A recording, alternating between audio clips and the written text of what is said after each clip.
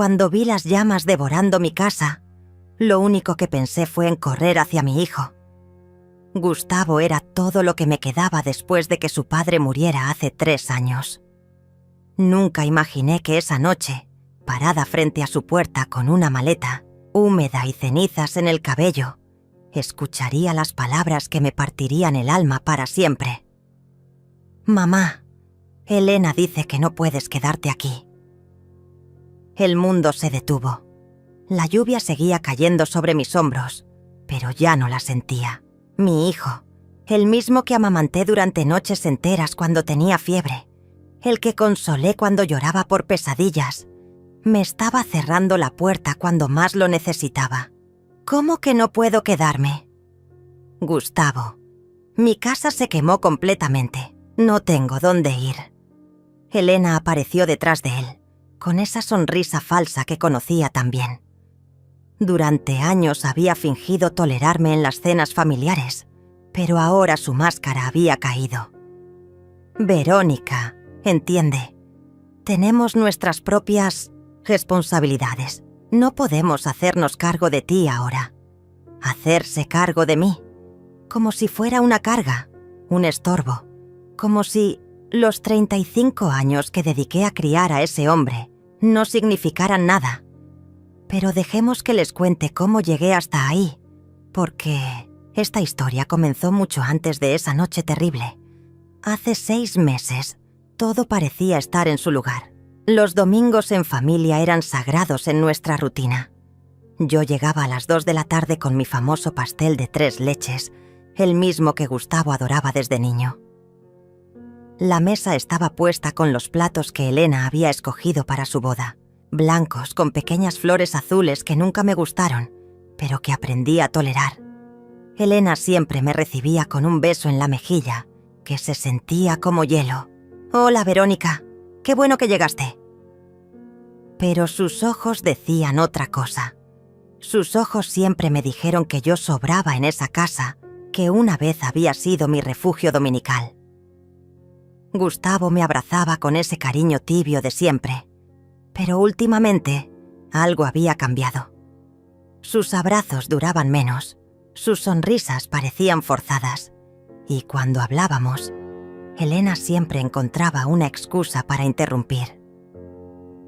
«Amor, ¿puedes ayudarme en la cocina?», le decía justo cuando yo comenzaba a contarle sobre mi semana, o peor aún. «Gustavo, tu madre está hablando mucho. Creo que está un poco confundida últimamente». Confundida. Esa palabra comenzó a aparecer cada vez más en las conversaciones. Elena la usaba como un cuchillo sutil, cortando mi dignidad en pedacitos pequeños que nadie más parecía notar. Debí haberme dado cuenta cuando Elena comenzó a hacer comentarios sobre mi casa. «Verónica, ¿no crees que es demasiado grande para ti sola? Una mujer de tu edad podría tener un accidente. Esas escaleras son peligrosas». Lo decía con una preocupación tan falsa que me daban ganas de reír, pero Gustavo asentía como si sus palabras fueran las de un médico experimentado. Mi casa, mi refugio, el lugar donde había criado a mi hijo, donde había llorado la muerte de mi esposo, donde había construido mi vida durante 40 años. Elena la veía como un obstáculo, como algo que se interponía en sus planes. El último domingo antes del incendio, algo extraño pasó. Llegué como siempre, pero Elena tenía visita. Una mujer que no conocía estaba sentada en mi silla habitual, una rubia de mediana edad con una sonrisa demasiado perfecta. «Verónica, te presento a Yolanda, es agente inmobiliaria». Le estaba comentando sobre tu situación. ¿Mi situación? ¿Cuál situación? Yolanda me extendió la mano con una sonrisa profesional. «Elena me ha contado que estás considerando vender tu casa. ¡Qué decisión tan inteligente! A tu edad es lo más sensato». Miré a Elena con incredulidad. Yo nunca dije que quisiera vender mi casa. Elena rió con esa risa nerviosa que usaba cuando mentía. «Ay, Verónica, ¿ya no te acuerdas? La semana pasada estabas preocupada por el mantenimiento, por las cuentas. Mentira. Todo era mentira. Pero Gustavo estaba ahí, asintiendo, como si mi memoria fuera un trapo viejo que ya no servía. Esa noche me fui de su casa con un nudo en el estómago. Mientras manejaba de regreso, no podía dejar de pensar en la manera en que Elena había hablado de mí como si no estuviera presente, como si fuera una niña que necesitaba que otros tomaran decisiones por ella. Llegué a mi casa y me serví una taza de té de manzanilla. Me senté en mi sillón favorito, el mismo donde había amamantado a Gustavo, donde había leído miles de cuentos antes de dormir, donde había planeado cada cumpleaños y cada Navidad para hacer feliz a mi familia. La casa olía a las flores de mi jardín que entraban por la ventana abierta. Todo estaba en su lugar. Las fotografías de nuestra familia en la repisa, los libros que había coleccionado durante años, la manta que había tejido el invierno anterior. Mi vida entera estaba contenida en esas paredes, y Elena quería que la vendiera como si fuera un mueble viejo. Esa madrugada me desperté con olor a humo. El olor a humo era tan fuerte que me despertó de golpe. Al principio pensé que era mi imaginación, esos sueños extraños que a veces tengo desde que enviudé. Pero cuando abrí los ojos, la realidad me golpeó como una bofetada. Había un resplandor naranja bailando en las paredes de mi habitación. Me levanté de la cama con el corazón martillando en mi pecho. El pasillo estaba lleno de humo gris que me quemaba los ojos y la garganta. Las llamas venían de abajo, de la sala donde hacía unas horas había estado tomando mi té de manzanilla, pensando en las mentiras de Elena. Corrí hacia mi closet y saqué la maleta que había usado para la luna de miel con mi esposo hace tantos años. Mis manos temblaban mientras metía lo esencial. Algunas fotografías, documentos importantes, la poca ropa que pude agarrar. El humo se hacía más denso, más asfixiante. Bajé las escaleras aferrada al pasamanos, tosiendo, con los ojos llenos de lágrimas que no sabía si eran por el humo o por la desesperación. Mi sala, mi cocina, todo se estaba convirtiendo en cenizas. 40 años de recuerdos desapareciendo en cuestión de minutos. Salí a la calle justo cuando llegaron los bomberos. Me quedé ahí parada, descalza sobre el pavimento frío, viendo cómo las llamas devoraban mi vida entera. Los vecinos se acercaron con mantas y palabras de consuelo, pero yo solo podía pensar en una cosa. Necesitaba ir con mi hijo. Alejandra, mi vecina de toda la vida, me prestó su carro después de que los bomberos terminaran su trabajo. «Verónica, ¿estás segura de que no quieres que te acompañe?», me preguntó con esa dulzura que solo tienen las amigas verdaderas. «No, gracias. Gustavo se va a preocupar mucho cuando sepa lo que pasó. Necesito estar con él. Qué ingenua fui. Pensé que mi hijo me recibiría con los brazos abiertos, que Elena entendería que era una emergencia, que la familia se une en los momentos difíciles. Pero estaba a punto de descubrir que mi nuera tenía otros planes. Llegué a su casa como a las 10 de la noche. Las luces estaban encendidas y podía escuchar la televisión desde afuera. Toqué el timbre con esperanza, cargando mi maleta empapada por la manguera de los bomberos. Cuando Gustavo abrió la puerta, su expresión no fue la que esperaba. «Mamá, ¿qué haces aquí tan tarde?» «Hijo, mi casa se quemó. No tengo dónde dormir».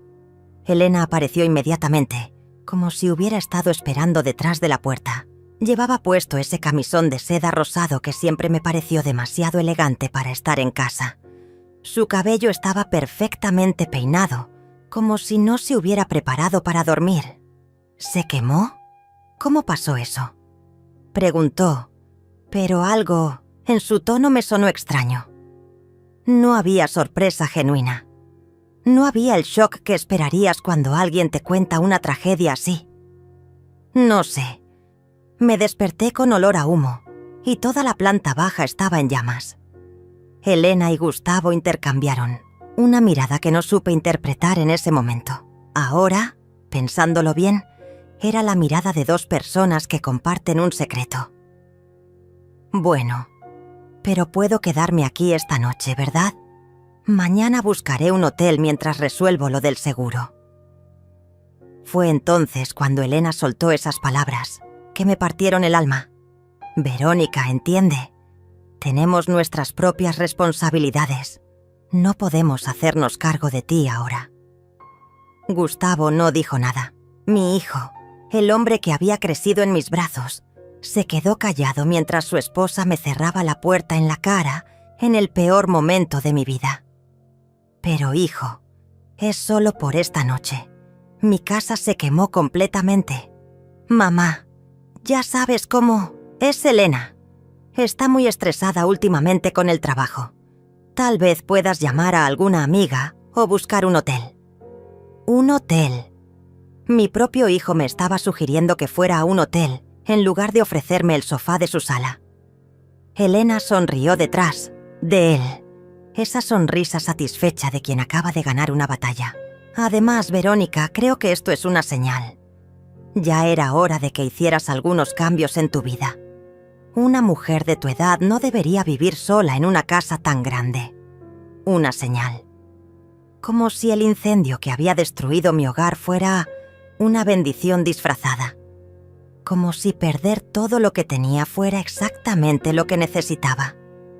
Me quedé ahí parada bajo la lluvia que había comenzado a caer, viendo cómo la puerta se cerraba lentamente.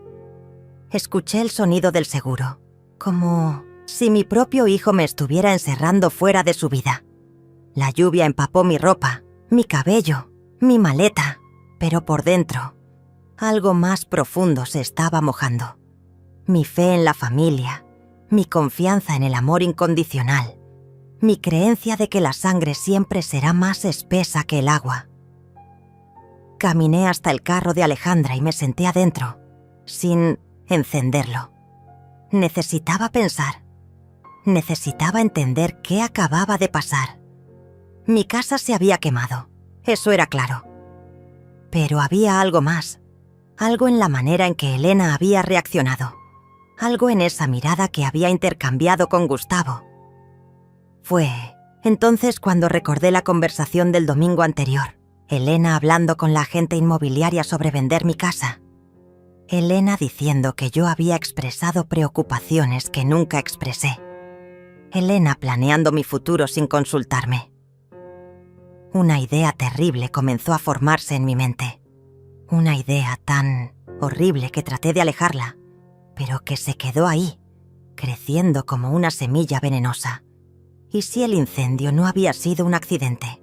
Esa noche dormí en el carro de Alejandra, estacionada frente a un hotel que no podía pagar. Cada vez que cerraba los ojos, veía las llamas devorando mi sala, pero también veía la cara de Elena cuando le conté sobre el incendio. No había sorpresa en sus ojos. Había algo peor: satisfacción. A las 6 de la mañana, Alejandra me encontró temblando de frío. «Ay, Verónica, ¿qué haces aquí? Pensé que te habías quedado con Gustavo». No pude contarle la verdad completa. Era demasiado humillante admitir que mi propio hijo me había cerrado la puerta. Elena está muy estresada. No quise ser una carga. Alejandra me llevó a su casa y me preparó café con leche, igual que hacía mi madre cuando era niña y tenía pesadillas. Pero esta pesadilla era real y no había manera de despertar de ella. «Quédate aquí todo el tiempo que necesites», me dijo mientras me alcanzaba una toalla limpia. «Mi casa es tu casa». Pero yo sabía que no podía abusar de su bondad. Alejandra era viuda como yo. Vivía de su pensión y ya tenía suficientes problemas como para cargar con los míos también. Después del desayuno, llamé a la compañía de seguros. La conversación fue un golpe tras otro. El agente me explicó con una paciencia forzada que necesitaría investigaciones, peritajes, documentos que probablemente se habían quemado en el incendio. «Señora Verónica, estos procesos toman tiempo. Podrían ser meses antes de que veamos un centavo. Meses. No tenía meses. Apenas tenía los ahorros para sobrevivir unas semanas. Y eso sí, era muy cuidadosa con cada peso. Esa tarde decidí regresar a lo que quedaba de mi casa. Necesitaba buscar entre los escombros, ver si había salvado algo importante. Pero cuando llegué, me encontré con una sorpresa que me heló la sangre. Elena estaba ahí. Estaba parada frente a los restos de mi hogar, hablando por teléfono con alguien. Llevaba unos jeans y una blusa blanca, como si fuera un día normal, como si no estuviera caminando sobre las cenizas de mi vida. Me escondí detrás del carro de Alejandra y traté de escuchar su conversación. Sí, se quemó completamente. No, ella está bien, pero obviamente no puede seguir viviendo sola. Exacto. Ahora va a tener que tomar decisiones más sensatas sobre su futuro. Mi corazón comenzó a latir tan fuerte que temí que Elena pudiera escucharlo. Siguió hablando, y cada palabra era como un clavo en mi ataúd. El seguro va a tardar meses, y ella no tiene dónde vivir. Va a tener que vender el terreno rápido, a cualquier precio. Sí, yo me puedo encargar de esos trámites. Al fin y al cabo, Gustavo es su único hijo. Se me quitó la respiración. Elena estaba planeando vender mi terreno. Estaba hablando de mi futuro como si yo ya no tuviera voz ni voto en mi propia vida. Cuando colgó el teléfono, siguió caminando entre los escombros con una expresión que no había visto antes en su cara. No era tristeza ni compasión. Era triunfo. Elena se veía como alguien que acababa de ganar la lotería. Se acercó a lo que había sido mi jardín y pateó algunos ladrillos quemados. Luego sacó su teléfono otra vez y tomó varias fotografías. ¿Para qué necesitaba fotografías? ¿De mi tragedia? Esperé hasta que se fuera para acercarme a mi casa. El olor a humo quemado todavía era fuerte, pero había algo más. Un olor químico que no logré identificar, algo que no parecía natural. Caminé hasta donde había estado mi cocina. El refrigerador estaba completamente derretido. La estufa era un montón de metal retorcido. Pero algo me llamó la atención en el piso, cerca de donde solía estar mi mesa del desayuno. Había vidrios rotos, pero no de las ventanas. Estos vidrios eran más gruesos, como de una botella, y tenían un color verdoso que reconocí inmediatamente. Eran de una botella de thinner, el líquido que mi esposo usaba para limpiar pinceles cuando pintaba la casa. Pero yo no tenía thinner en mi cocina. Nunca había tenido químicos así dentro de mi casa. Alguien había estado en mi casa esa noche. Alguien había dejado esa botella ahí. Y ese alguien había provocado el incendio que destruyó mi vida. Las manos me temblaron mientras recogía uno de los vidrios. Era la evidencia de que todo esto había sido planeado. Mi casa no se había quemado por accidente. Alguien la había quemado intencionalmente. ¿Pero quién? ¿Y por qué? Las piezas del rompecabezas comenzaron a unirse en mi mente como una película de terror. Elena preguntando sobre mi casa durante meses. Elena diciendo que era demasiado grande para mí. Elena presentándome a la agente inmobiliaria sin mi permiso. Elena actuando como si mi pérdida de memoria fuera real cuando nunca había tenido problemas de memoria. Y ahora Elena estaba en mi casa quemada, haciendo planes para vender mi terreno. Todo había sido un plan para sacarme de mi casa, para quitarme mi independencia, para obligarme a depender de ellos. Y cuando eso no funcionó lo suficientemente rápido, decidieron acelerar el proceso. Incendiaron mi casa. Mi propio hijo y su esposa incendiaron mi casa para obligarme a vender mi terreno y quedarme sin nada. Me senté entre los escombros de lo que una vez fue mi hogar y por primera vez en 3 días lloré. Lloré por mi casa, por mis recuerdos, por las fotografías que se habían perdido para siempre. Pero sobre todo, lloré por la traición más grande de mi vida. Gustavo, mi único hijo, El niño que había crecido en mis brazos había estado de acuerdo con esto, pero mientras lloraba ahí sentada, algo más comenzó a crecer dentro de mí. No era solo tristeza o dolor, era algo más frío, más calculado, era rabia, y la rabia, descubrí, puede ser el combustible más poderoso del mundo. La rabia me despertó a las 4 de la madrugada. No era la rabia caliente y desesperada que había sentido el día anterior. Era algo frío, metódico, que me llenaba de una claridad que no había tenido en años. Me levanté del sofá de Alejandra, sin hacer ruido, y me senté en su cocina con una taza de té. Necesitaba pensar, necesitaba planear. Elena y Gustavo creían que me habían derrotado, que era una vieja indefensa sin recursos ni opciones. Pero se habían equivocado. Tenía algo que ellos no sabían que tenía. Algo que había guardado como un secreto durante años, porque mi esposo siempre me había dicho que era importante tener cartas ocultas en la vida. Eduardo. Hacía 5 años que no hablaba con él, pero sabía que seguía viviendo en la misma ciudad. Eduardo había sido mi jefe durante 15 años en la empresa de contabilidad donde trabajé antes de casarme. Pero más que eso, había sido mi mentor, mi amigo, y tal vez algo más que nunca se concretó porque ambos éramos personas honorables. Cuando mi esposo murió, Eduardo había venido al funeral. Me había dado su tarjeta personal y me había dicho con esa voz grave que siempre me tranquilizaba: Verónica, si alguna vez necesitas algo, cualquier cosa, me llamas. No importa cuánto tiempo pase. Nunca lo llamé. El orgullo no me lo permitió. Pero ahora, sentada en esa cocina ajena a las 4 de la madrugada, pensando en la traición de mi propia familia, el orgullo ya no me parecía tan importante. A las 8 de la mañana, cuando Alejandra se despertó, ya tenía mi plan listo. Alejandra, necesito pedirte un favor muy grande. Lo que necesites, Verónica. Ya sabes que cuentas conmigo. Quiero que llames a Gustavo y le digas que estoy muy mal, que me encontraste llorando toda la noche, que crees que estoy en shock por lo del incendio. Alejandra me miró con preocupación. ¿Pero estás bien? Porque si necesitas ir al médico. Estoy bien. Mejor de lo que he estado en años. Pero necesito que Elena y Gustavo crean que estoy rota, que estoy desesperada.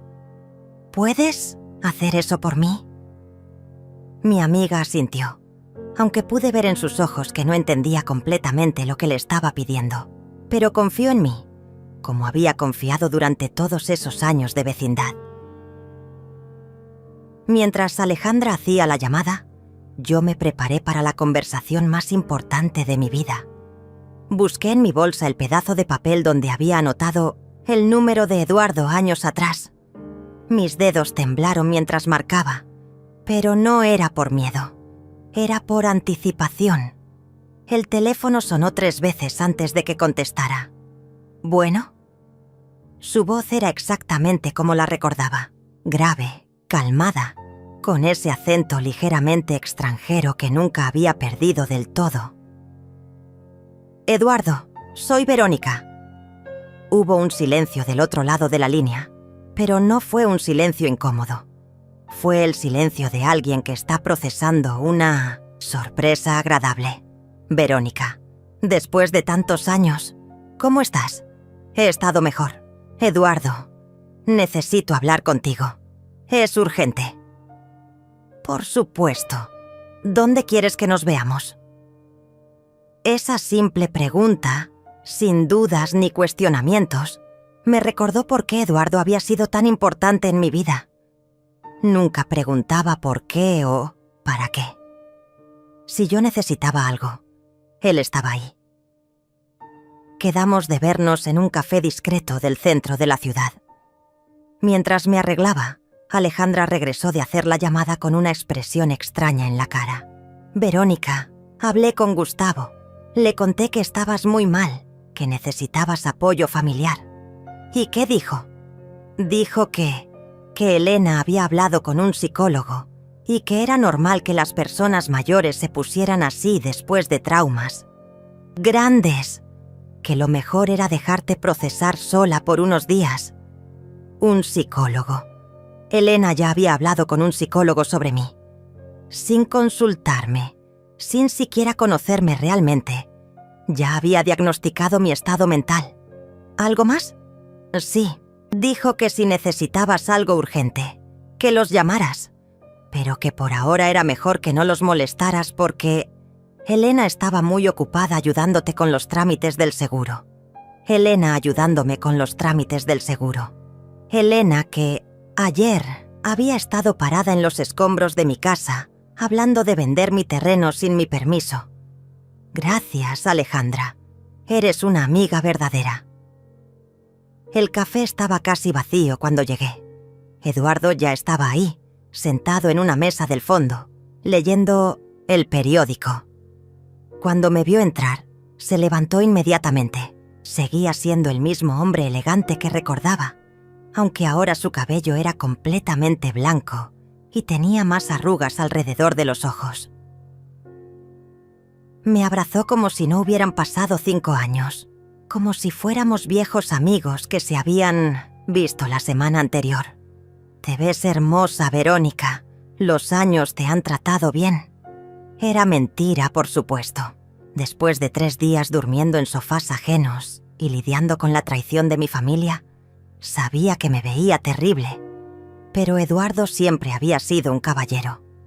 Nos sentamos y pedimos café. Él esperó pacientemente a que yo comenzara a hablar, sin presionarme, dándome el tiempo que necesitaba para encontrar las palabras correctas. Eduardo, mi casa se quemó hace 3 días. Lo siento mucho. ¿Estás bien? ¿Tienes dónde quedarte? Estoy bien físicamente. Pero hay algo más. Creo que el incendio no fue un accidente. Le conté todo. Le conté sobre Elena y sus comentarios sobre mi casa. Le conté sobre la agente inmobiliaria y las mentiras sobre mi supuesta confusión mental. Le conté sobre la noche del incendio y cómo mi propio hijo me había cerrado la puerta. Le conté sobre los vidrios de Ciner que había encontrado entre los escombros. Eduardo me escuchó sin interrumpir, con esa atención completa que pocos hombres saben dar.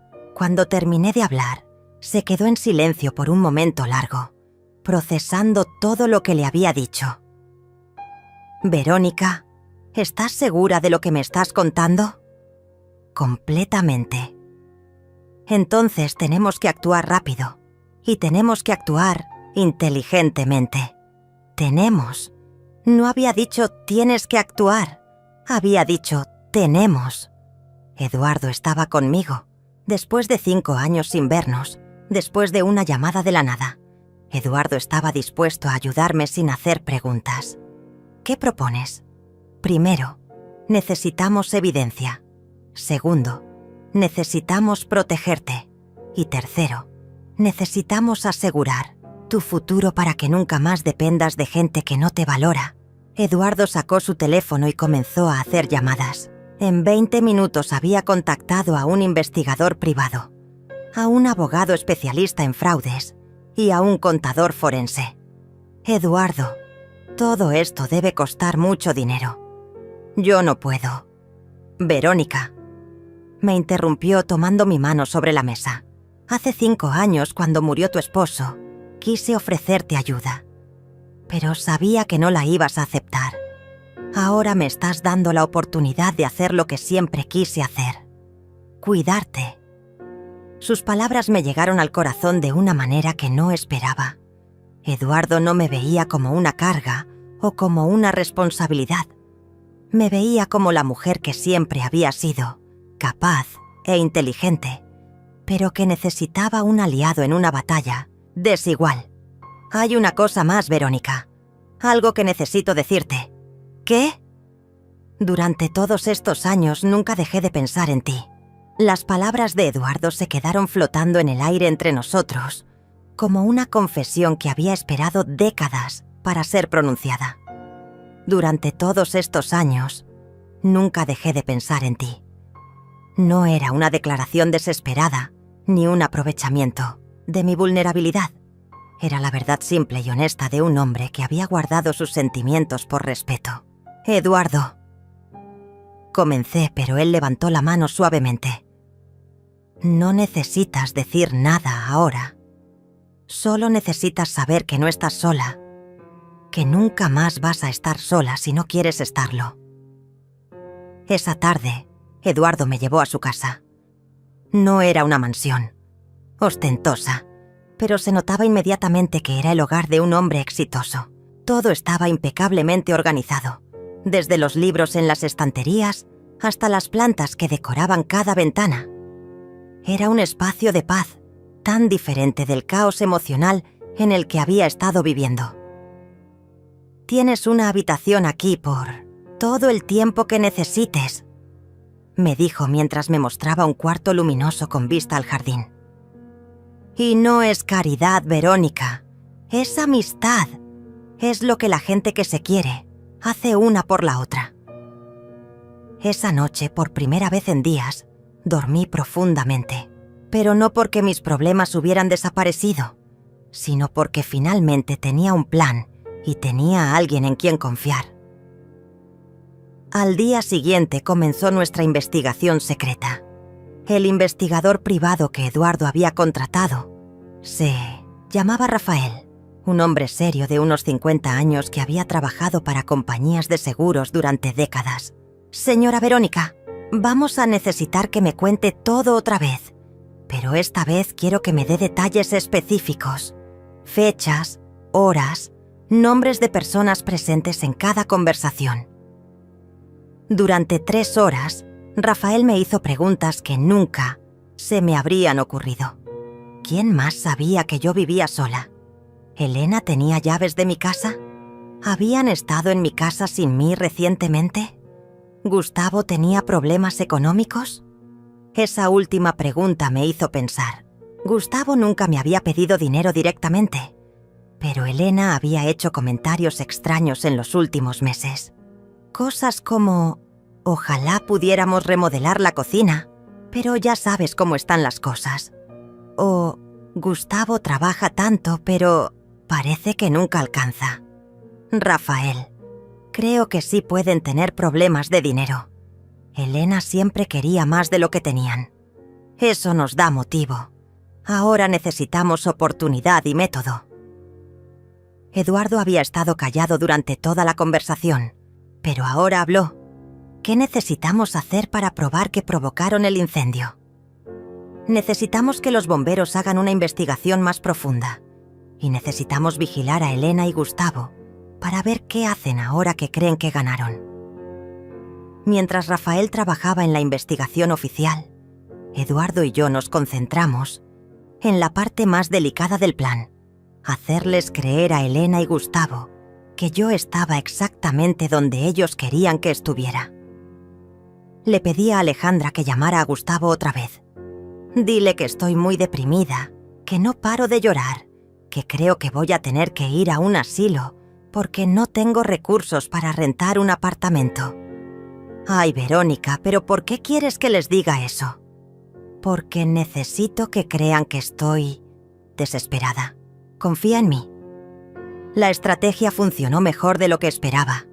Esa misma tarde, Gustavo me llamó. Hacía días que no hablaba directamente conmigo. «Mamá, Alejandra me dijo que estás muy mal. Elena y yo hemos estado hablando y creemos que podemos ayudarte». «¿En serio, hijo?» Puse en mi voz toda la desesperación que pude fingir. «No sé qué voy a hacer. No tengo dinero para un apartamento.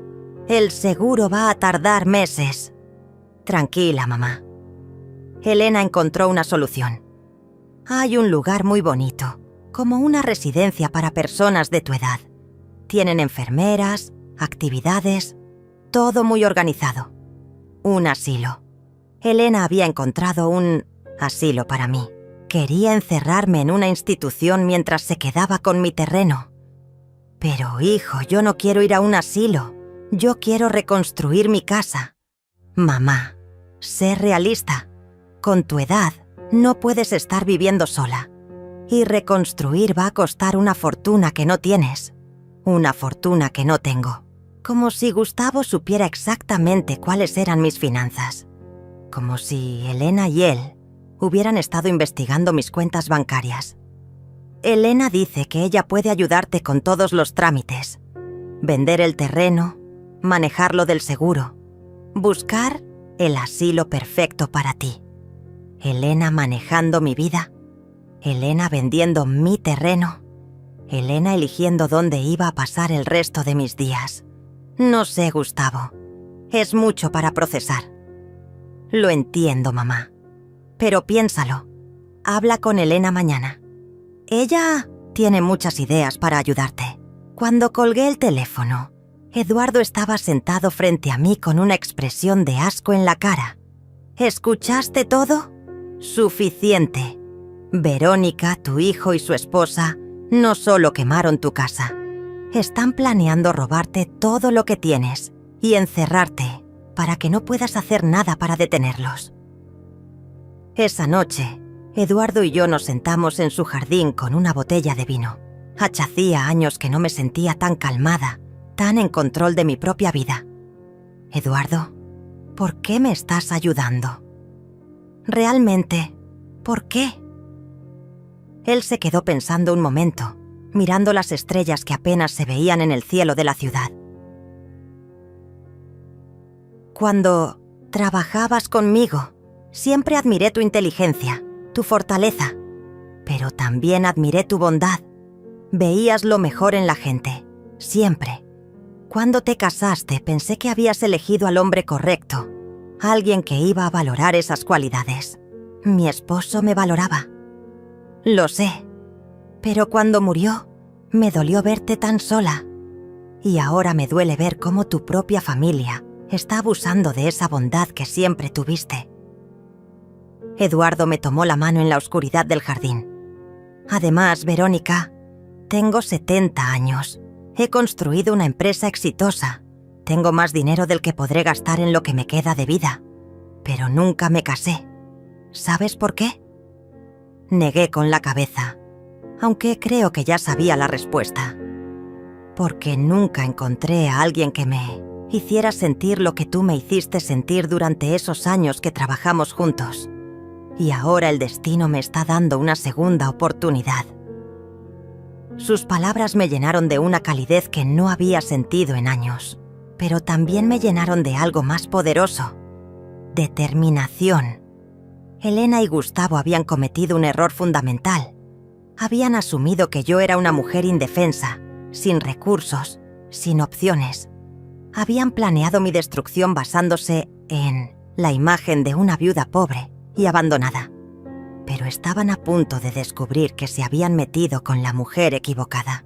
La reunión con Elena estaba programada para el día siguiente, en un café cerca de lo que había sido mi casa. Yo llegué temprano, no porque estuviera ansiosa, sino porque quería observar cómo Elena se comportaba cuando creía que tenía todo el control. La vi llegar en su carro nuevo, un modelo que definitivamente costaba más de lo que Gustavo ganaba en su trabajo. Se bajó con una carpeta gruesa bajo el brazo y esa sonrisa falsa que ya conocía también. Llevaba un vestido negro que probablemente había comprado para lucir seria y confiable, como una hija preocupada por su suegra. «Verónica, te ves mejor», me dijo mientras se sentaba frente a mí. «Alejandra me dijo que habías estado muy mal». «He tenido días mejores», respondí, poniendo en mi voz el cansancio que ella esperaba escuchar. Elena abrió su carpeta con movimientos eficientes, como una ejecutiva presentando un proyecto. Había papeles, fotografías de mi casa quemada, folletos de residencias para ancianos y algo que me heló la sangre. Un documento legal que parecía ya estar parcialmente lleno. «He estado trabajando mucho para ayudarte. Primero hablé con 3 residencias diferentes. Esta es la que más me gustó». Me mostró un folleto colorido con fotos de personas mayores sonriendo, jugando cartas, haciendo ejercicios suaves. Se llama Atardecer Dorado y tienen un programa integral. Comidas balanceadas, actividades recreativas, atención médica las 24 horas. Una prisión dorada. Eso es lo que era. Elena se ve muy institucional. Ay, no. Es muy moderno, muy cómodo. Y lo mejor es que no tienes que preocuparte por nada. Ellos se encargan de todo. Ellos se encargan de todo, incluyendo, supuse, no dejarme salir cuando quisiera. ¿Y cómo voy a pagar algo así? Debe ser muy caro. Elena sonrió como si hubiera estado esperando esa pregunta. Ahí es donde entra la segunda parte de mi plan. Verónica, tu terreno vale mucho dinero, mucho más de lo que te imaginas. Sacó unas fotografías aéreas de mi propiedad y algunos documentos que parecían evaluaciones inmobiliarias. Con la venta del terreno, puedes pagar la residencia por el resto de tu vida y hasta sobrar dinero para otros gastos. ¿Ya averiguaste cuánto vale? Sí. Yolanda, la agente inmobiliaria que conociste, hizo una evaluación. Está valuado en casi 2 millones de pesos. 2 millones de pesos.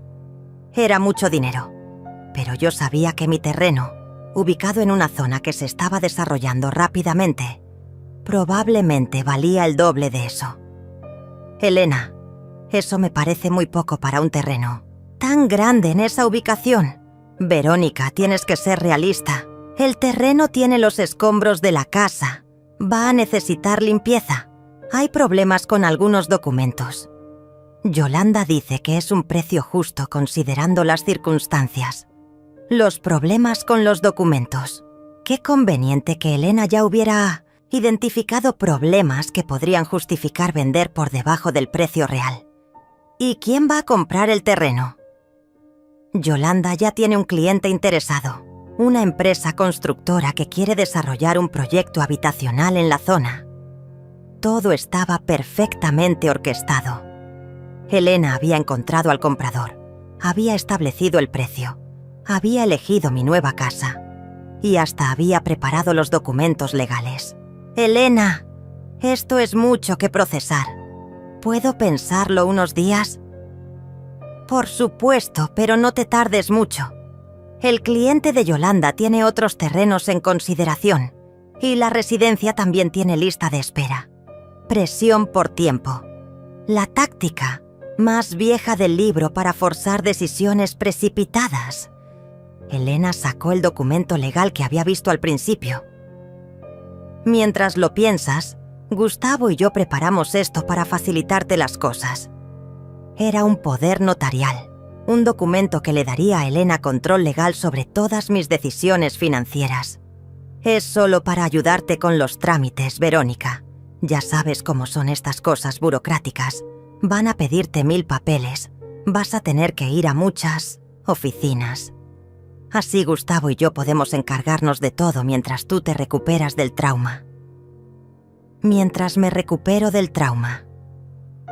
Como si yo fuera una inválida mental incapaz de manejar mis propios asuntos. No sé, Elena. Nunca he firmado algo así. Es completamente normal. Muchas personas de tu edad lo hacen. Es por tu propio bien. Por mi propio bien.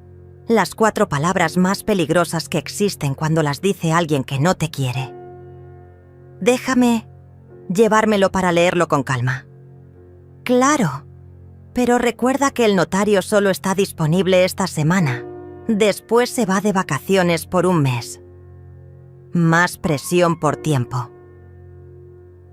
Cuando terminó la reunión, Elena me dio un abrazo que se sintió como el abrazo de una serpiente.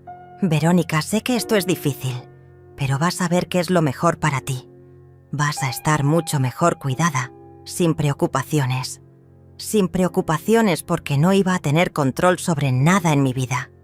Esa tarde, en casa de Eduardo, le mostré todos los documentos que Elena me había dado. Eduardo los revisó con la atención de alguien que había manejado contratos empresariales durante décadas. Verónica, esto es peor de lo que pensábamos. ¿Qué encontraste? Primero, la evaluación. del terreno está completamente manipulada.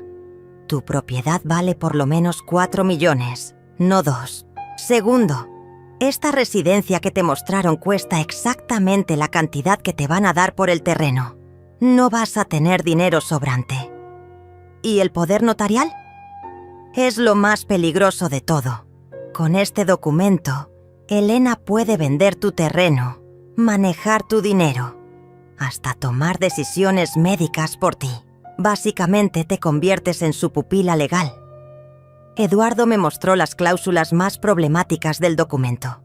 Con letra pequeña y lenguaje técnico, el poder notarial le daba a Elena control total sobre mi vida. ¿Y si me niego a firmar? Ahí es donde entra la parte más siniestra de su plan. Mira esto. Eduardo me mostró uno de los folletos de la residencia. En la letra pequeña de atrás había una sección sobre residentes con capacidades cognitivas limitadas. Elena está preparando el terreno para declararte incompetente mentalmente. Si te niegas a firmar, probablemente va a decir que estás confundida, que el trauma del incendio afectó tu juicio. Puede hacer eso. Con la ayuda del psicólogo que ya consultó y algunos testigos que digan que has estado actuando extraño. Sí, puede pedir una evaluación de competencia mental. Era un plan perfecto. Si yo cooperaba, Elena se quedaba con mi dinero legalmente.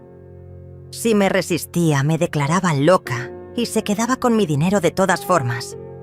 Pero Elena había cometido un error. Había asumido que yo era la misma mujer ingenua que había conocido años atrás. No sabía que ahora tenía recursos, aliados y, sobre todo, que sabía exactamente lo que ella estaba haciendo. Eduardo, es hora de que Elena y Gustavo descubran con quién se metieron realmente. ¿Qué tienes en mente? Voy a firmar el poder notarial. Eduardo me miró con alarma. Verónica, ¿estás segura de lo que estás diciendo? Completamente segura. Pero voy a firmarlo con algunas modificaciones que Elena no va a notar hasta que sea demasiado tarde. Esa noche, Eduardo y su abogado prepararon una versión modificada del poder notarial. Por fuera, se veía exactamente igual al documento original, pero por dentro había cláusulas que invalidaban automáticamente el poder si se demostraba fraude, y otras que me permitían revocarlo en cualquier momento sin previo aviso. Elena creía que me tenía en jaque mate, pero estaba a punto de descubrir que yo también sabía jugar ajedrez. El día que firmé el poder notarial, Elena no podía ocultar su satisfacción. Llegó al despacho del notario con Gustavo, ambos vestidos como si fueran a una ceremonia importante. Mi hijo llevaba el traje que le había regalado para su cumpleaños el año anterior, pero evitaba mirarme a los ojos. «Mamá, estás haciendo lo correcto», me dijo mientras esperábamos en la sala del notario. Elena ha trabajado muy duro para organizarlo todo. Elena revisó los documentos una vez más, asegurándose de que todo estuviera en orden. Lo que no sabía era que yo había estudiado cada línea del documento modificado durante toda la noche anterior. El abogado de Eduardo había hecho un trabajo impecable. Por fuera, era exactamente el mismo papel que Elena había preparado, pero por dentro contenía protecciones que ella jamás imaginaría. ¿Estás segura de esto, Verónica?, me preguntó el notario, cumpliendo con su obligación legal de verificar que yo entendía lo que estaba firmando. Completamente segura, respondí con la voz quebrada de una mujer derrotada. Ya no puedo manejar estas cosas sola. Elena sonrió y le puso la mano en el hombro a Gustavo. Era el gesto de una mujer que acababa de ganar la lotería. Firmé el documento con mano temblorosa, fingiendo la fragilidad que ellos esperaban ver. Cuando terminé, Elena prácticamente me arrancó los papeles de las manos. «No te preocupes por nada más, Verónica. Gustavo y yo nos vamos a encargar de todo». Esa tarde, mientras Elena y Gustavo celebraban su victoria, yo estaba en casa de Eduardo coordinando la siguiente fase de nuestro plan. Rafael, el investigador privado, había conseguido información crucial. Señora Verónica, tengo noticias importantes. Los bomberos completaron la investigación del incendio. ¿Y? Encontraron evidencia clara de que fue provocado. Restos de acelerante en múltiples puntos de la casa. Patrones de quemadura que indican uso intencional de químicos inflamables. Era la confirmación que necesitábamos. Mi casa había sido incendiada deliberadamente. ¿Hay más? Sí. Revisamos las cámaras de seguridad de la zona. Su hijo y Elena estuvieron en su casa la noche anterior al incendio, después de las 11 de la noche. Mi corazón se detuvo. Una cosa era sospechar, otra muy diferente era tener la prueba. ¿Los grabó la cámara? Perfectamente. Los vemos entrando a su propiedad con bolsas y saliendo 2 horas después sin las bolsas. Eduardo me tomó la mano mientras Rafael nos mostraba las imágenes en su computadora. Ahí estaban, claros como el día. Mi hijo y su esposa entrando a mi casa como ladrones en la noche, llevando los materiales que usarían para destruir mi hogar. ¿Esto es suficiente para procesarlos? Más que suficiente. Pero hay algo más que necesitan saber. Rafael sacó otros documentos de su carpeta. Investigué las finanzas de Elena y Gustavo. Tienen deudas por más de 500,000 pesos, tarjetas de crédito, préstamos bancarios, incluso deben dinero a prestamistas privados. 500,000 pesos. Era exactamente la cantidad que planeaban. Obtener después de vender mi terreno por debajo de su valor real. ¿Y Elena ya comenzó los trámites para vender? Esta mañana. 2 horas después de firmar el poder notarial, ya estaba en la oficina de Yolanda preparando la venta. Elena no había perdido tiempo.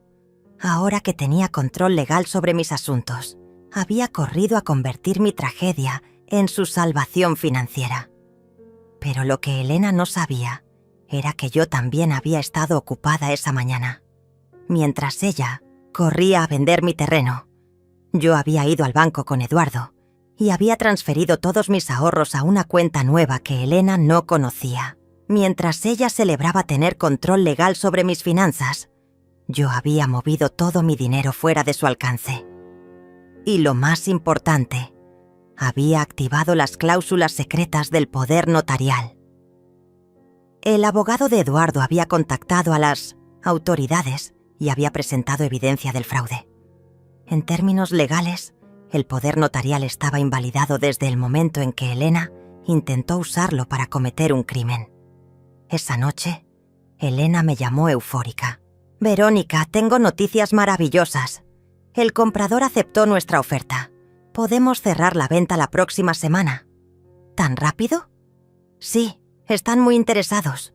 Y ya separé tu lugar en Atardecer Dorado. Puedes mudarte el próximo mes. El próximo mes. Elena tenía mi vida completamente planificada. Para el próximo mes, yo estaría encerrada en una residencia mientras ella disfrutaba del dinero que había obtenido quemando mi casa. Elena, ¿y si cambio de opinión? Hubo un silencio del otro lado de la línea. Después, Elena habló con una voz que nunca le había escuchado antes. Fría, calculadora, amenazante. Verónica, ya firmaste el poder notarial. Ya no puedes cambiar de opinión. Yo tomo las decisiones ahora y he decidido que esto es lo mejor para ti. Y si no quiero ir a la residencia, entonces tendremos que hablar con el doctor sobre tu estado mental. Alejandra ya me contó que has estado muy confundida, diciendo cosas extrañas sobre el incendio. Gustavo y yo estamos preocupados por ti. Ahí estaba. La amenaza que había estado esperando. Si no cooperaba, Elena usaría mi confusión mental para justificar encerrarme contra mi voluntad. Elena, ¿me estás amenazando? No te estoy amenazando, Verónica. Te estoy protegiendo.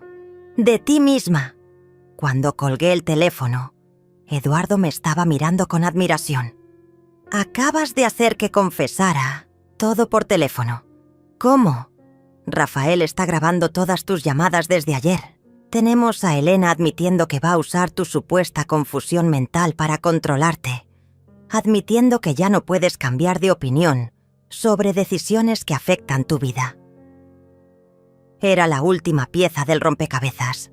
Ahora teníamos evidencia del Ozone Theatres, incendio provocado, evidencia de fraude financiero y evidencia de que Elena planeaba declararme incompetente para mantener control sobre mi vida.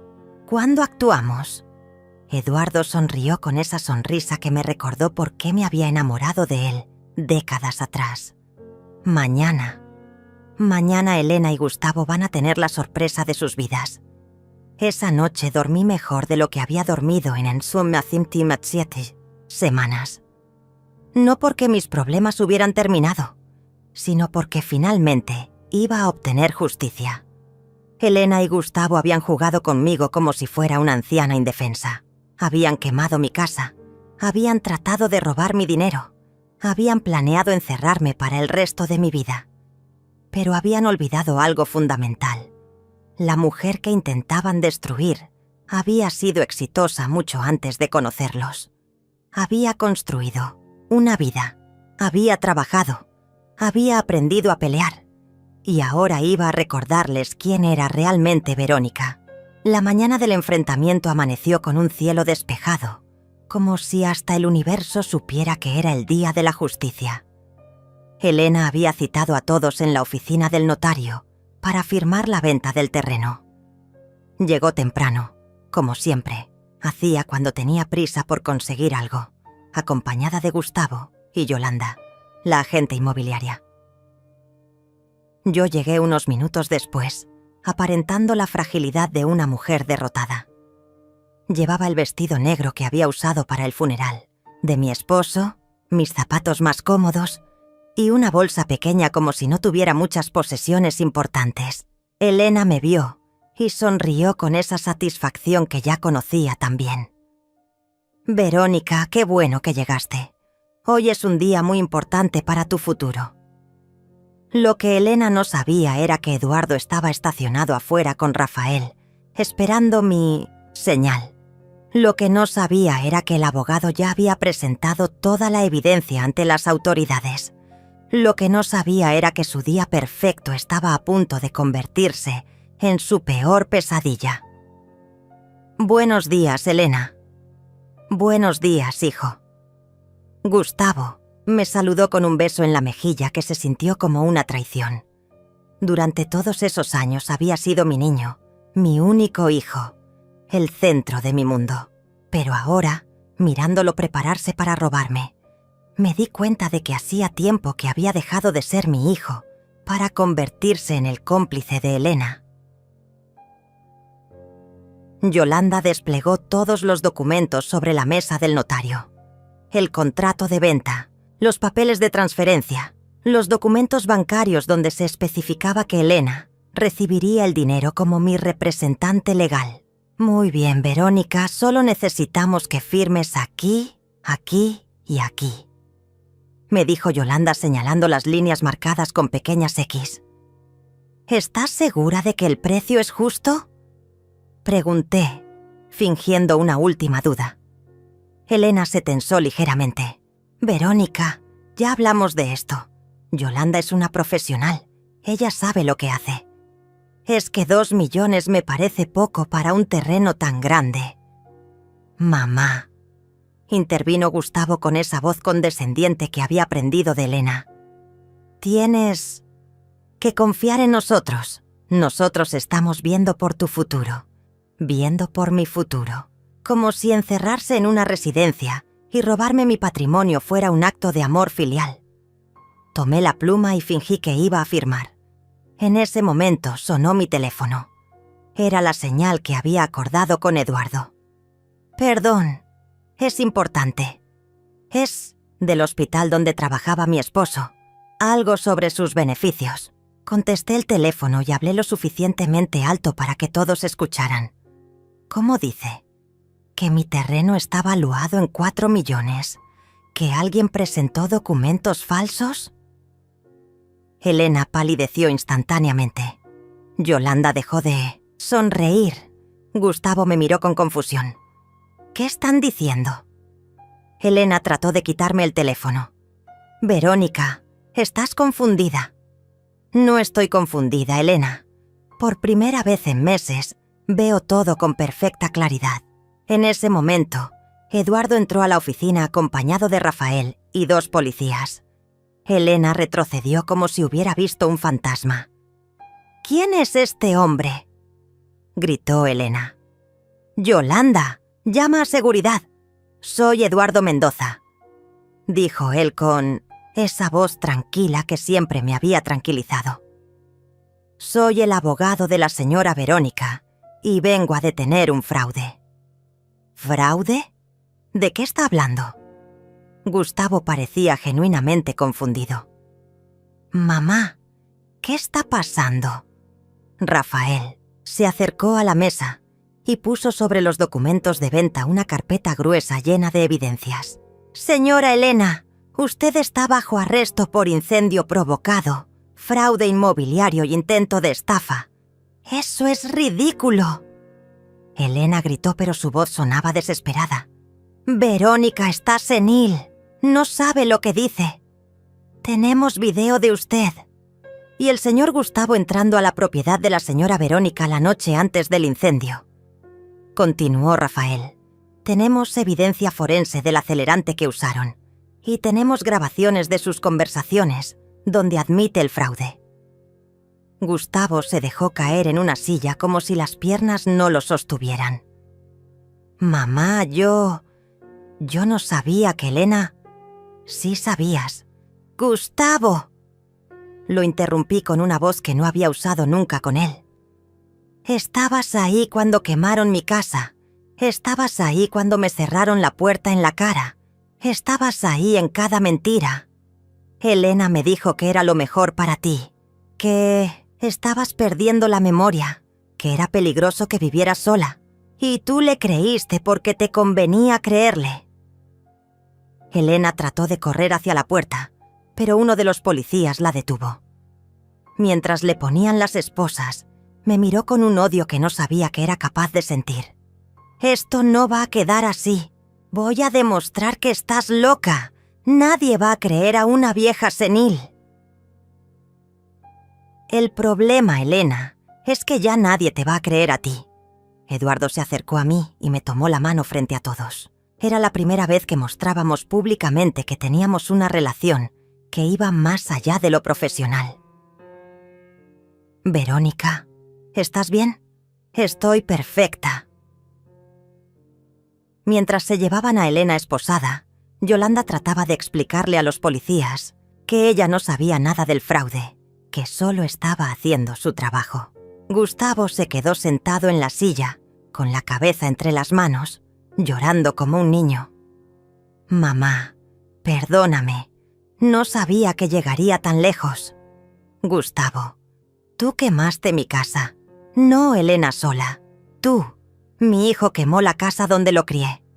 «Pero...», Elena dijo muchas cosas, pero las decisiones las tomaste tú». Me acerqué a donde estaba sentado y me agaché para quedar a su altura, como había hecho tantas veces cuando era niño, y necesitaba consolarla. «Hijo, durante 35 años fui tu madre antes que nada. Puse tu bienestar antes que el mío, tu felicidad antes que la mía. Trabajé, me sacrifiqué, ahorré cada peso pensando en tu futuro». «Lo sé, mamá». No lo sabes, porque si lo supieras, nunca habrías estado de acuerdo con quitarme mi casa, mi dignidad, mi libertad». Gustavo lloró más fuerte, pero ya no me daba lástima. Durante semanas había llorado yo, sintiéndome traicionada y abandonada. Ahora era su turno, de enfrentar las consecuencias de sus decisiones. «¿Me vas a perdonar?». La pregunta que había estado esperando. La pregunta que todas las madres tememos tener que responder algún día. «Gustavo, el perdón es algo que se gana, no algo que se regala. Y tú tienes mucho trabajo que hacer antes de ganártelo». Eduardo me ayudó a levantarme y salimos de la oficina juntos. Afuera nos esperaba Alejandra, que había venido a apoyarme en lo que sabía que sería un día difícil. «¿Cómo te sientes?», me preguntó. «Libre. Por primera vez en meses, me siento completamente libre». Esa tarde, Eduardo y yo fuimos a cenar a un restaurante elegante del centro de la ciudad. Brindamos con una copa de vino por la justicia, por la verdad y por los nuevos comienzos. «¿Qué vas a hacer ahora?», me preguntó. «Voy a reconstruir mi casa, pero esta vez la voy a construir exactamente como yo quiero». «¿Y nosotros? ¿Qué va a pasar con nosotros?». Lo miré a los ojos, a este hombre que había aparecido en mi vida como un ángel guardián cuando más lo necesitaba. «Eduardo, tengo 63 años. Ya no tengo tiempo para juegos ni para hacer las cosas por obligación. Si vamos a estar juntos, va a ser porque realmente queremos construir algo hermoso». Él sonrió y me tomó la mano sobre la mesa. «Verónica, he esperado décadas por esta oportunidad. No la voy a desperdiciar. Un año después, estoy sentada en el jardín de mi nueva casa, tomando té de manzanilla mientras veo el amanecer pintarse de colores dorados sobre las montañas. La casa que reconstruí no se parece en nada a la anterior. Es más pequeña, más luminosa, con ventanas grandes que dejan entrar toda la luz posible. Cada habitación fue diseñada pensando en mi comodidad, en mis necesidades, en lo que realmente quiero para esta etapa de mi vida. Eduardo está dormido todavía. Se mudó conmigo hace 6 meses, después de una propuesta de matrimonio que me hizo en este mismo jardín, entre las flores de hortensia que planté en honor a mi esposo. No fue un matrimonio tradicional, sino una unión de 2 personas maduras que decidieron compartir el tiempo que les queda con honestidad y cariño verdadero. Elena cumple una condena de 8 años por incendio provocado y fraude. Gustavo recibió 5 años, pero con posibilidad de libertad condicional por colaborar con la investigación. Los primeros meses traté de visitarlo en la cárcel, pero cada encuentro terminaba con él culpándome a mí de su situación, diciendo que si yo hubiera sido más comprensiva, más flexible, nada de esto habría pasado. La última vez que lo vi, hace 4 meses, me dijo algo que finalmente me liberó de cualquier culpa que pudiera quedar. «Mamá, Elena tenía razón. Eres una egoísta. Solo piensas en ti». Esa frase me dolió durante días, no porque fuera verdad, sino porque confirmaba algo que ya sabía. Mi hijo había elegido ser cómplice de su esposa hasta el final. No había arrepentimiento real. No había comprensión del daño que me había hecho. Solo había autocompasión y resentimiento. Decidí no volver a visitarlo. La venta del terreno de mi casa anterior se completó al precio real, 4.200.000 pesos. Con ese dinero, más el seguro que finalmente pagó, y más las inversiones que Eduardo me ayudó a hacer, tengo seguridad financiera para el resto de mi vida. Pero más importante que el dinero es la paz mental que he encontrado. Alejandra viene a almorzar conmigo todos los martes. Hemos desarrollado una amistad más profunda desde lo que pasó, basada en la comprensión de que las mujeres de nuestra edad tenemos que cuidarnos unas a otras. Ella nunca me pregunta por Gustavo, y yo lo agradezco. Hay heridas que necesitan tiempo para sanar, y hablar de ellas constantemente solo las mantiene abiertas. El timbre de mi casa suena raramente. Tengo pocos visitantes, y eso me gusta. Pero esta mañana escucho el sonido familiar, y desde la ventana veo un carro que no reconozco estacionado en mi entrada. Eduardo se despierta con el ruido y me acompaña hasta la puerta. Del otro lado del vidrio está una mujer joven, de unos 25 años, con el cabello castaño y los ojos verdes de mi familia. Lleva en brazos a un bebé que no puede tener más de 6 meses. Es Alejandra, la hija de Gustavo, mi nieta. Hace 2 años que no la veo. Elena siempre había sido muy celosa de mi relación con ella, y después del matrimonio prácticamente me había cortado el contacto. Durante el juicio, Alejandra no apareció para apoyar a su padre ni a Elena. Simplemente desapareció de nuestras vidas.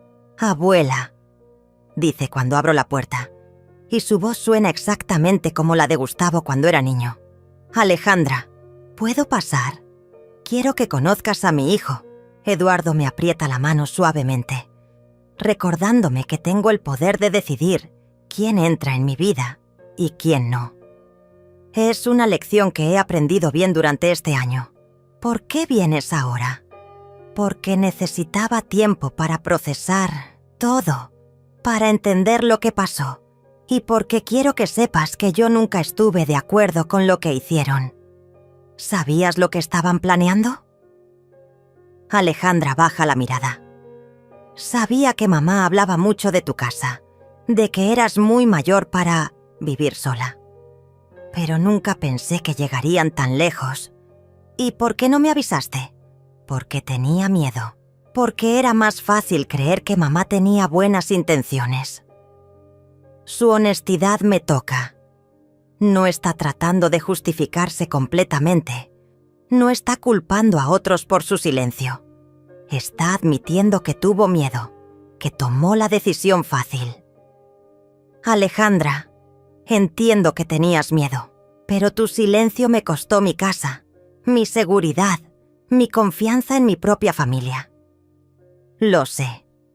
Y no espero que me perdones inmediatamente, pero quiero intentar reconstruir nuestra relación, si tú me dejas.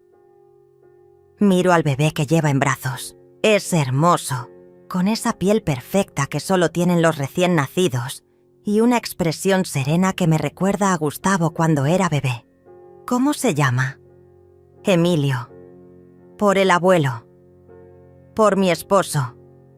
Alejandra le puso a su hijo el nombre de mi esposo. ¿Su padre? No está en nuestras vidas. Decidí criar a Emilio sola. Una madre soltera como había sido yo durante tantos años después de quedar viuda. Una mujer joven enfrentando el mundo con un bebé en brazos y sin apoyo familiar. ¿Dónde vives? En un apartamento pequeño cerca del centro. Trabajo en una oficina de contabilidad. Contabilidad. Como yo había trabajado. Como había conocido a Eduardo. Eduardo me susurra al oído. La decisión es tuya, Verónica. Pero recuerda que los nietos no tienen culpa de los errores de sus padres. Tiene razón. Emilio no tiene culpa de lo que hicieron Gustavo y Elena. Y Alejandra, aunque no me defendió cuando pudo haberlo hecho, no participó activamente en la traición. Pueden pasar, pero quiero que entiendas algo, Alejandra. Lo que necesites decirme. Esta casa es mi refugio. Es el lugar donde he encontrado paz después de todo lo que pasé. Si vas a ser parte de mi vida otra vez, tiene que ser con honestidad, completa. Nada de secretos, nada de lealtades divididas. Te prometo que va a ser así. Alejandra entra con su bebé y Eduardo prepara café para todos. Nos sentamos en la sala y por primera vez en 2 años tengo a mi nieta en mi casa. Emilio se despierta y comienza a llorar, y automáticamente extiendo los brazos para cargarlo. Es increíble cómo la memoria muscular de ser abuela regresa inmediatamente. Emilio se calma en mis brazos, y siento esa conexión instantánea que solo existe entre abuelas y nietos. Abuela, ¿me puedes contar qué pasó realmente? Papá y Elena me dijeron una versión, pero después del juicio me di cuenta de que había mentiras en todo. Durante la siguiente hora, le cuento toda la verdad. Le cuento sobre las manipulaciones de Elena, sobre el incendio provocado, sobre la noche que me cerraron la puerta en la cara. Alejandra llora cuando le cuento los detalles más duros, especialmente cuando le explico cómo me sentí cuando descubrí que mi propio hijo había participado en destruir mi vida. ¿Crees que papá puede cambiar? No lo sé, Alejandra. Y ya, no es mi responsabilidad ayudarlo a cambiar. Él tiene que tomar esa decisión por sí mismo. Y yo. ¿Crees que puedo ganarme tu confianza otra vez? Miro a esta mujer joven que lleva mi sangre, que está criando sola a mi bisnieto, que tuvo el valor de venir a buscarme después de 2 años de silencio. Creo que ya comenzaste a ganártela. Viniste aquí, me dijiste la verdad y trajiste a Emilio para que lo conociera. Eso significa más de lo que imaginas. Alejandra viene a visitarme todos los domingos ahora. Trae a Emilio, que cada semana está más grande y más despierto. Eduardo ha desarrollado una relación especial con él, y a veces los encuentro en el jardín, Eduardo leyéndole cuentos, mientras Emilio lo mira con esa atención absoluta que solo tienen los bebés. El mes pasado, Alejandra me preguntó si podía pasar las Navidades conmigo. Fue la primera vez en años que alguien me pidió compartir una fecha importante por genuino deseo de estar conmigo, no por obligación familiar. Pasamos una Navidad hermosa. Eduardo cocinó pavo, yo preparé mi famoso pastel de 3 leches y Alejandra trajo regalos para todos. Emilio se divirtió más con las cajas de regalo que con los juguetes, y todos reímos viendo sus travesuras. En la noche, cuando Alejandra ya se había ido, Eduardo y yo nos sentamos en el jardín a ver las estrellas. ¿Eres feliz?, me preguntó. Soy feliz, respondí sin dudar. Pero es una felicidad diferente a la que conocía antes. ¿Diferente cómo? Antes mi felicidad dependía de hacer felices a otros. Ahora mi felicidad depende de estar en paz conmigo misma. Eduardo me besó la frente con esa ternura que me recuerda todos los días por qué vale la pena empezar de nuevo a los 63 años. Esta mañana, mientras escribo en mi diario lo que ha sido este año de reconstrucción, sé que mi historia no es única. Hay muchas mujeres de mi edad que han sido traicionadas por familias que las ven como una carga, que han perdido todo lo que construyeron durante décadas de trabajo y sacrificio. Pero también sé que hay esperanza, que nunca es demasiado tarde para reclamar tu vida, para poner límites, para decidir quién merece estar en tu mundo y quién no. Elena y Gustavo creían que me habían derrotado. Creían que era una mujer débil, sin recursos, sin opciones. Pero se equivocaron. No solo sobreviví a su traición, sino que encontré una vida mejor al otro lado del dolor. Ahora, cuando veo el amanecer desde mi jardín, no pienso en lo que perdí. Pienso en lo que gané. Mi dignidad, mi libertad y la comprensión de que merezco amor verdadero en cualquier etapa de mi vida. Gustavo sale de la cárcel el próximo año. No sé si intentará contactarme. Si lo hace, estoy preparada para esa conversación. Pero ya no soy la mujer que era hace 2 años. Soy más fuerte, más sabia y, sobre todo, soy una mujer que finalmente aprendió a ponerse a sí misma en primer lugar. Emilio balbucea desde su cuna y Eduardo se está despertando.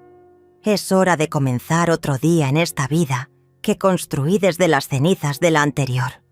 Una vida que es completamente mía,